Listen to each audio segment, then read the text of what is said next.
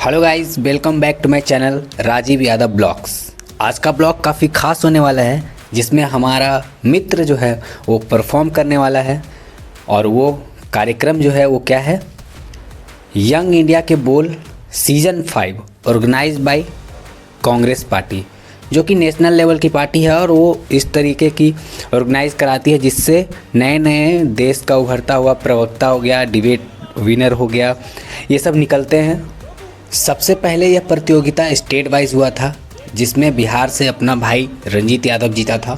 और इंडिया के सारे राज्यों से जीत कर आए हुए प्रतियोगी, जो कि हिंदी भाषा से थे, अंग्रेजी भाषा से थे, साथ ही रीजनल जो और भी लोकल भाषा था, साउथ का तमिल भाषा था, उधर का कन्नड़ भाषा था, तो इन सब भाषाओं से भी आए हुए लोग यहाँ पे थे, जिनका अलग अलग से प्रतियोगिता चल रहा था। हिंदी का अलग था, जिसमें अपना दोस्त भी था, भाई भी था उसमें। और ये बहुत अच्छा प्लेटफॉर्म है जहाँ से नए नए प्रतियोगी निकलते हैं और एक उभरता हुआ पॉलिटिशियन भी बोल सकते हैं, आगे चलकर पहले प्रवक्ता बनते हैं, उसके बाद वो पॉलिटिक्स को ही पूरी तरीके से अपना लाइफ बना लेते हैं। तो ये बहुत अच्छा पहल है कि यंग इंडिया के बोल, जो कि जिसका ग्रैंड फिनाले था सीज़न 5। तो चलिए आपको दिखाते कि यहाँ पे क्या क्या हुआ। और ये मैं पूरा वीडियो रिकॉर्ड करने के बाद बोल पा रहा हूँ, क्योंकि अचानक से मुझे अपने भाई को सपोर्ट करने जाना था, मैं वीडियो नहीं बनाया था। तो चलिए अब आपको दिखाते हैं कि वहाँ पे क्या क्या हुआ। अब मैं बगैर किसी देरी से हमारे बिहार के प्रतिभागी रंजीत यादव जी को मंच पर आमंत्रित करता हूँ कि आप आए और भाषण के माध्यम से अपनी बात को रखें। रंजीत यादव जी। नमस्कार साथियों, मैं रंजीत यादव जहानाबाद बिहार का रहने वाला हूँ। अभी मैं स्वरचित पंक्तियों के साथ शुरू करूंगा कि अपराधी है सत्ता संरक्षित, ये कैसी मजबूरी है। अरे इन पैसे दरिंदों पे लगाम लगना जरूरी है। और गैर सलाखों के बाहर बेखौफ घूम रहे भेड़िए तो चीख रही है बेटियां, आजादी अभी अधूरी है, आजादी अभी अधूरी है। साथियों, भगत सिंह जी का शहीदी दिवस है। भगत सिंह जब फांसी के फंदे को चूम रहे होंगे तो उन्होंने कभी कल्पना भी नहीं किया होगा कि जिस देश में बेटियों की पूजने की परंपरा है, वहां पे बेटियों की दुर्दशा इतनी खराब होगी। मैं 2012 के अगर निर्भया कांड की बात करूं तो पूरा देश थर्रा गया। और उस समय की केंद्र में रही मनमोहन सिंह की सरकार ने त्वरित कार्रवाई कर कठोर कानून बनाए। 2013 के बजट के दौरान पी चिदम्बरम जी ने निर्भया फंड के नाम से 1000 करोड़ रुपए की निर्भया कोष की घोषणा की। ये फंड किस लिए बनाया गया था? नारियों की सुरक्षा और सम्मान को बढ़ावा देने के लिए। लेकिन क्या केंद्र में आने वाली नरेंद्र मोदी की सरकार ने इस फंड का सही से इस्तेमाल किया? अगर आंकड़ों की मैं देखूं तो 2022 तक लगभग 60% इस फंड का उपयोग ही नहीं हुआ। ये कैसी प्रतीत होता है? और नतीजतन ये हुआ कि दिन प्रतिदिन महिलाओं का प्रति जो अत्याचार है वो बढ़ते गए। मैं एनसीआरबी के डाटों को अगर खंगालूं तो 2012 और 2022 को कंपेयर करने के बाद पता चलता है कि 2012 से 2022 की तुलना में लगभग 82% महिलाओं के खिलाफ अपराध बढ़े हैं। पूरे देश में हर 15-16 मिनट के अंदर में एक महिला बलात्कार का शिकार होती है। आप आए दिन अखबार में पढ़ते भी होंगे। अगर मैं बात करूं छोटे छोटे बच्चे का, जो 8 साल 7 साल 6 महीने बच्चों के साथ ये कृत्य होते हैं, लेकिन ये देश में क्या कर रही है? कठुआ रेप कांड का अगर हम जिक्र करें तो जहां पे 8 साल के बच्ची का बलात्कार कर निर्मम हत्या कर दिया गया, और इन भाजपाइयों ने क्या किया? जिस आरोपी को फांसी के फंदे तक पहुंचाने की पहल करनी चाहिए थे, इन भाजपाइयों ने उसके समर्थन में रैली निकाले। मैं जिक्र करना चाहूंगा मणिपुर का, जहां पे 2 महिलाओं को निर्वस्त्र कर पैरेड करवाए गए। मैं जिक्र करना चाहूंगा अगर बिहार का, तो नीतीश कुमार जी दम भरते हैं नारी सुरक्षा का। और हकीकत क्या है? उनके गृह जिला में हाल ही की घटना है जहां एक बेटी का निर्मम हत्या कर दिया गया। उसके दर्द को समझिए कि हत्या के दौरान पैर में 9 कीलें ठोकी गई। एक कांटा चुभने पे आह निकल जाती है। साथियों, दर्द तो उसके महसूस कीजिएगा कि एक एक कील जब पैर में ठोकी जा रही होगी तो उस बेटी पे क्या बीता होगा। मुजफ्फरपुर बालिका गृहकांड को कौन नहीं जानता, जिसमें 42 में से लगभग 38 लड़कियों के साथ यौन शोषण हुए और पीड़िता को पीटा गया। और वहां जो मंजू वर्मा नीतीश कुमार की मंत्री, उसके साथ क्या हुआ? आज बेखौफ बाहर घूम रही है। इन आंकड़ों को अगर मैं देखूं तो टटोलने के बाद पता चलता है कि भाजपा नारी सुरक्षा के नाम पे केवल नारे को बुलंद की है। हालांकि इन्होंने कभी ऐसी प्राथमिकता महिला सुरक्षा को दी नहीं। उनकी प्राथमिकता रही है वोट को पाना। तभी तो वो कहते हैं कि जाति धर्म के नाम पे आओ सबको साथ करें, और जब नफरत से ही वोट मिलता हो तो क्यों महिला की बात करें। बहुत बढ़िया, बहुत बढ़िया। तो नारा देते हैं बेटी बचाओ बेटी पढ़ाओ। आज हालत ऐसी है कि नारा बन चुकी है बेटी पढ़ाओ और इन भाजपाइयों से बेटी बचाओ। मैं ऐसा क्यों बोलता हूँ? कौन नहीं जानता उस कुलदीप सेंगर को?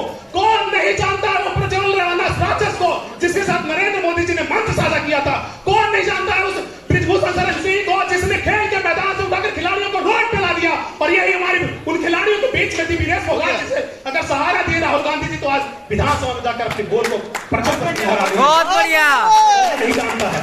और अगर इन आंकड़ों को मैं जो पर गिनाया, इन घटनाओं को जो गिनाया, उसके बाद हमने इन पंक्तियों को लिखा कि मगरूर बैठे सत्ता में, न सुनते किसी की अर्जी है, कौन बेकसूर गुनहगार कौन, सब इन्हीं की मर्जी है। और चियाती कराती अगर बेटियां सत्ता के सताए हो, तब कहता हूं बेटी बचाओ बेटी पढ़ाओ का नारा बेहद फर्जी है। बहुत जबरदस्त, एक नंबर। एक नंबर भाई, बहुत बढ़िया। बहुत बहुत धन्यवाद। मंच की इस कार्रवाई को आगे बढ़ाने के लिए हमारे बहुत ही सम्मानित आदरणीय श्री कृष्ण हरि जी को मंच पर आमंत्रित करना चाहूंगा, जिन्होंने इस कार्यक्रम को सफलतम रूप देने के लिए दिन रात मेहनत की है। श्री कृष्ण हरि जी, आप मंच पर आए और इस मंच की कार्रवाई को आगे बढ़ाएं। श्री कृष्ण हरि जी। हमारा कल का कोई काम नहीं है। आज जो है विज्ञान हम जान पाए, हम कल इसमें एक गुण हमारा कोई काम का नहीं है। तो गाइस, अभी हम लोग आए थे अपने भाई को सपोर्ट करने के लिए, रंजीत यादव, जो बहुत ही जबरदस्त भाषण दिया है। आप लोगों ने सुना होगा। अब देखना है कि यहाँ पे मंचासीन लोग उनको विजय बनाते हैं या नहीं। सिस्टम हैंग करने के लिए हम लोग आ गए हैं।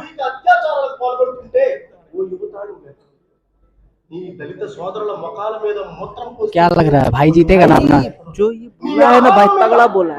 उम्मीद ही नहीं है, हम तो कॉन्फिडेंस है कि जीतेगा जिस तरह से बोला। और वो लिंक लगा देगा वीडियो पूरा, जो भाई बोला है पूरा, ठीक है। वो आप एक बार सुनना तो बोलना कि हाँ सच। अरे वीडियो ही लगा देंगे। और ये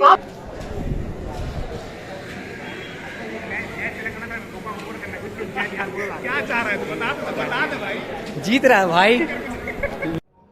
राजीव जी के ब्लॉग में आप सबका स्वागत है। राजीव जी का ब्लॉग है भाई, लेकिन आज हम आपको सबसे परिचित कराएंगे। काहे कि आज आकर्षण के मुख्य केंद्र अगर बोलिए तो हम नहीं है, कार्यक्रम है, लेकिन यहाँ पे लोग अभी मेरे पास आए हैं। आज यंग इंडिया के बोल जो कांग्रेस यहाँ पे ला रखी है, नेशनल लेवल का आज था, स्टेट खेल करके आया था। यहाँ पे बाकी लोग कौन कौन है, तो ये हमारे मित्र, आप जानते होंगे इनको, अमितेश पांडे जी। पांडे जी से एक मेरी खफा ये है कि आप मेरी सुने नहीं भाई, हम सबकी सुनते हैं। पर कैसा लगा इनका? ये है नहीं यार वहाँ पे, लेकिन जो ये बताइए कैसा लगा, ताली बजा रहे थे कि नहीं? भाई ताली हम बाहर से बजाए हैं, सुन रहे थे, इनका ताली बजाए हैं। हमने जो महसूस किया, मैं बताता हूँ, वहाँ पे पवन खेड़ा। बात ये है, हाँ, एक रंजीत भाई आ रहा है, जीत रहा है। जीत रहा है। एक बिहारी होने के नाते हम लोग को तो भाई बिहारी, सपोर्ट बंगाली, भी करना ही नहीं। उड़ीसा, तेलंगाना छोड़िए, हाँ। एक लाइन का बात ये है, हाँ। बाकी राज्य जाए और अच्छे से जीत के जाए, लेकिन हमारे हिंदुस्तानी है। रंजीत भाई को छेड़ कर ना जाए। हमारे रंजीत भाई जीत रहे हैं। अरे भाई थैंक यू।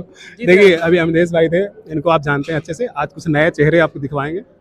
यहाँ पे हमने अभी परफॉर्म किया और जो तापमान वहाँ की रही, वो बता रही है कि कुछ अच्छा होने वाला है। जाने से पहले भाई काफी नर्वस था, आंख में एकदम पानी टाइप का था, ऐसा लग रहा था और जैसे हम कि लोग आके पहली बार, पोस्टर डाल हम दिए। लिटरली पहली बार। भाई थैंक यू। अरे भाई, हमनी के बिहार में वो कहावत बा कि जब हो गए तो फिर पछता मत। भाई मैं जिक्र कर रहा था कि पवन खेड़ा जी थे, वो जब नीचे उतर रहा था तो उनके मुस्कान चेहरे पे बता रही थी कि कुछ बेहतर किया है। बुलाए वो तो फिर जाके पैर वैर छोड़े, भाई एक्सपीरियंस कैसा रहा ये पैर छुए और फिर वहां से निकले आगे। लेकिन और एक दो लोग थे, उनको फिर मिलना पड़ा। अभी हम जैसे मेरे साथ और कॉम्पिटिटर बोल सकते हैं, क्योंकि हिंदी तो ये तेलंगाना से। आप अपना इंट्रो बताओ। नमस्कार, मेरा नाम रानी राठौर है, मैं तेलंगाना से हूँ। I am currently A 4th year LLB student. और यहाँ पे यंग इंडिया के बोल में हमारी कॉम्पिटिटर रही है, ये अभी आने वाला है। अच्छा बोला, 2 घंटे में बताते हैं। लेकिन ये अच्छा बोली थी, काफी बेहतरीन। देखो यहाँ पे एक दो लोग थे, हालांकि कोई और कंटेस्टेंट अगर इस वीडियो को देखेगा तो बुरा मत मानना भाई, लेकिन बॉन्डिंग इक्का दुक्का से बनता है, उनमें से एक दो हैं। दूसरी ये अपना इंट्रो खुद से। खम्मागणी, मेरा नाम काम्या साकला है और मैं राजस्थान के अजमेर शहर से हूँ। यंग इंडिया की बोल फाइनल्स में मैं एक बात पता है, जिस समय तुम खम्बागढ़ी है उस समय लोग जान गए कि तुम राजस्थान से हो। ठीक है, आगे कंटिन्यू करें। चूरमा, दाल बाटी चूरमा। अरे भाई आप लोगों ने तो लिट्टी चोखा नहीं खिलाया। अभी खिलाएंगे ना मुझे। ये तो अलग बात है। ये तो अलग है। ठीक है, जाने से पहले पक्का। तुम्हारा 1 बजे है ना प्लेन, उससे पहले पक्का। डन एयरपोर्ट पे पक्का। और ये काम यहाँ तुम ये बताओ, अभी तुम यहाँ पे आई परफॉर्म की, मैं बता रहा हूँ कसम से भाई, बेहतरीन, मतलब अच्छा लेवल का था। इसका अगर बताएं तो पॉलिटिकली उतना एक्टिव नहीं रही, जो एंगल एक बनाना चाहिए था। ये प्लेटफॉर्म जो वो पॉलिटिकल है, जो कि ये एंगल उस सेट नहीं की, और मैं शुरू से तुमको इसलिए नहीं बता रहा था कि तुम्हारे दिमाग में कुछ और जाए नहीं। गलत हूँ? सही बोल रहे हैं ना? तुम्हारा टॉपिक क्या था? मेरा टॉपिक था अनएम्प्लॉयमेंट। अनएम्प्लॉयमेंट था ना?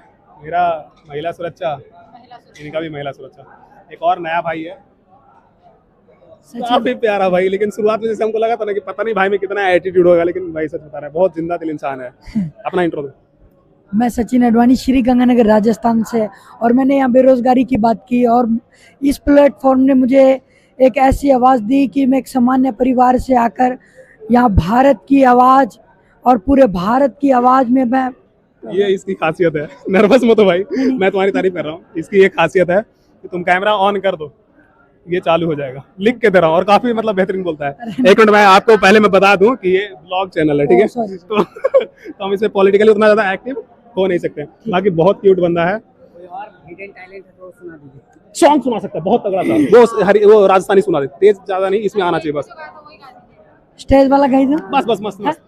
लेकिन ये कांग्रेस के समर्थन में है, कांग्रेस के समर्थन में है। कोई दिक्कत नहीं है, सबके समर्थन में चलेगा भाई, बस देश तरक्की के साइड होना चाहिए। बस बस, चलो ठीक है। दायरे में सिमट के आएगी, हर रवायत से हट के आएगी, आंधियों को जरा खबर कर दो,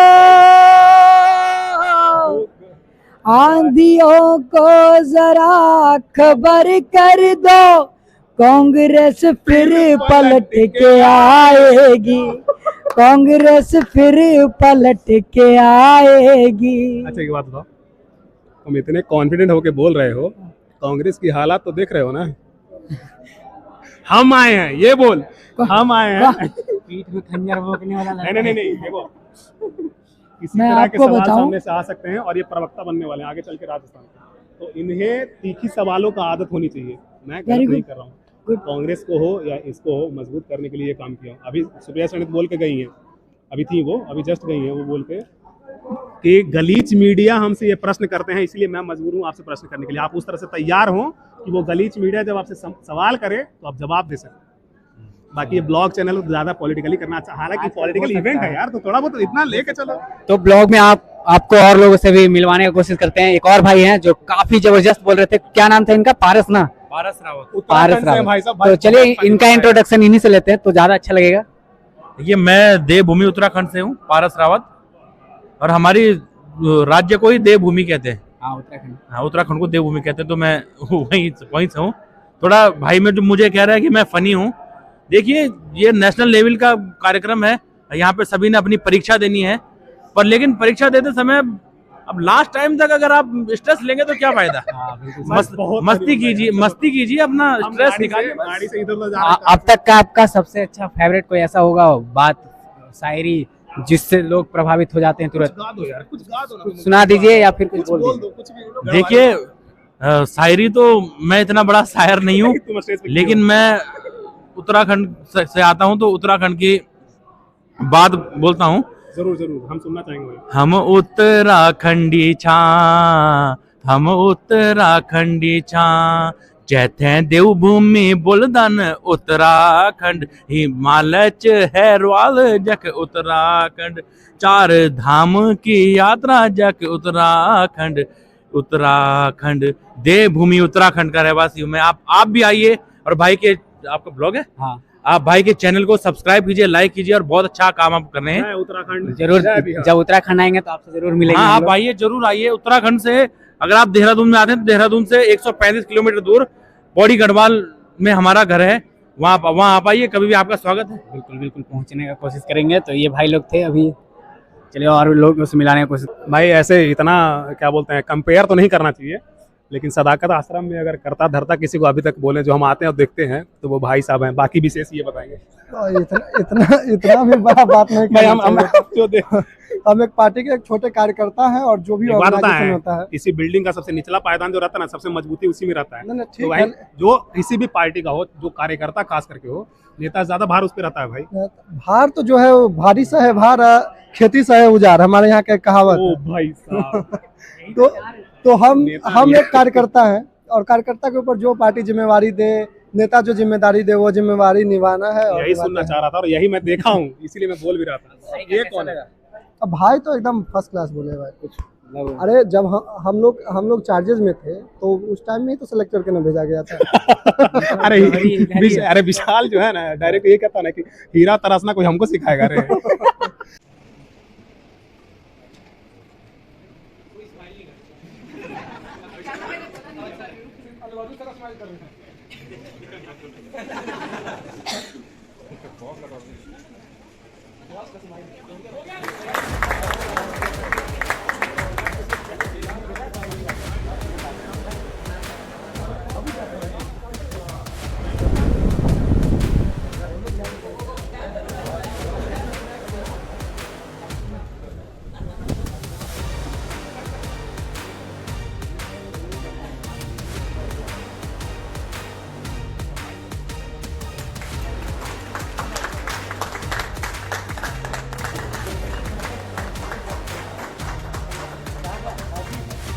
बहुत बढ़िया रंजीत।